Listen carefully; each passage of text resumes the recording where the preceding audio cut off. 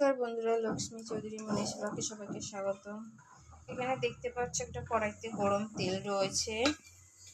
তো তেলটা খুবই গরম, কারণ এখানে আমি কিছু মাছের মাথা ভেজে নিয়েছি, একটু মাছ ভেজে নিয়েছি। আর এখানে তেলটা গরম আছে, এখানে আমি একটু ফোড়ন দেবো।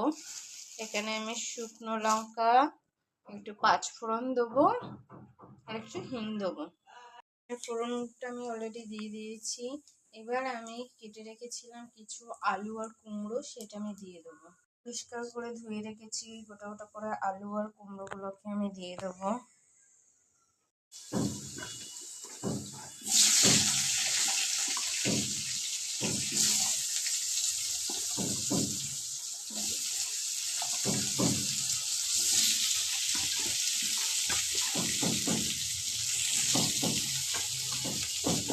এখানে আলু কুমড়ো দিয়ে করছি, তোমরা চাইলে এখানে বেগুন, একটু মিষ্টি আলু দিয়েও করতে পারো, বাট আমার কাছে আপাতত নেই। আমি এখন আলু আর কুমড়োটা দিয়েই করছি।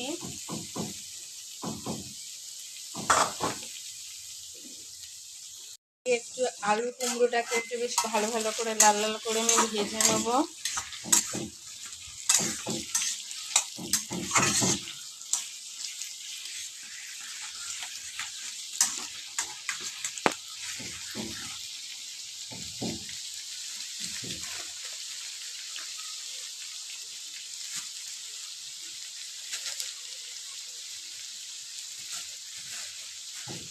এখানে আমি একটু পরিমাণ মতন চিনি দেবো, স্বাদ মতন। আর এখানে আমি একটু স্বাদ মতন লবণ দেবো।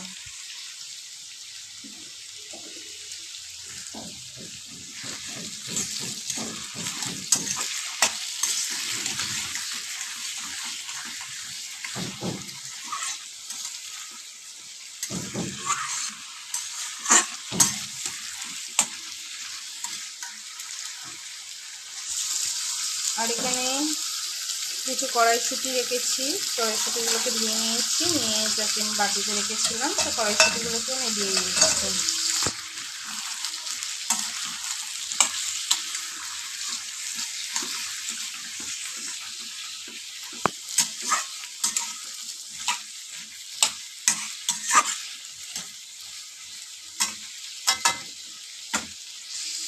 তো অনেকটা কিন্তু আলু কুমড়োটা বেশ ভাজা ভাজা হয়ে গেছে কড়াইশুঁটির সঙ্গে।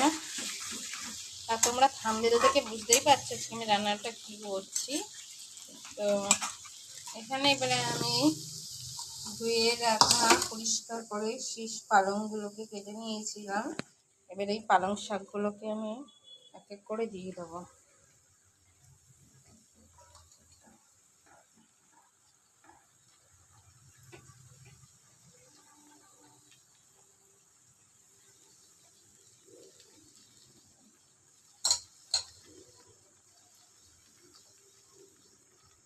এবার ভালো করে সাথে মিশিয়ে নেব।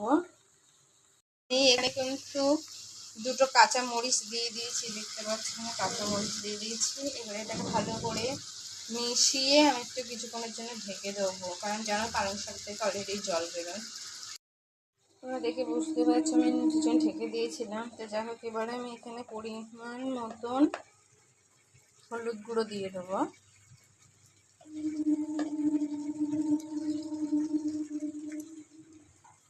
আমি ভেঙে রাখা মাছের মাথাগুলোকে আমি দিয়ে দেবো।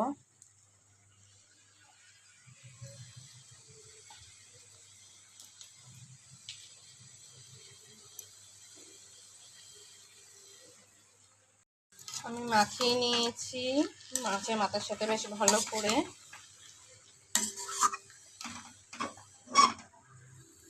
তো এবারে আমি এটাকে ঢেকে দেবো।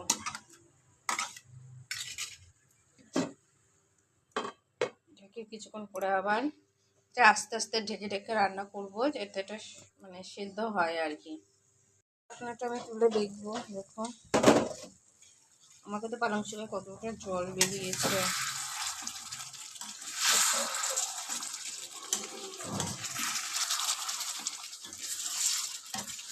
একটু ভালো করে নাড়ি। আমার মাখা মাখা কিন্তু হয়ে গেছে। আমি এখানে একটু ধনেপাতা দিয়ে দিয়েছি আর একটুখানি আমি ঘি দিয়ে দেবো। টেস্টের জন্য দিতেও পারো, তোমরা নাও দিতে পারো, বাট ঘিটা দিলে খেতে খুব টেস্ট হবে। আর এখানে একটু আমি গরম মশলা দিয়ে দেবো।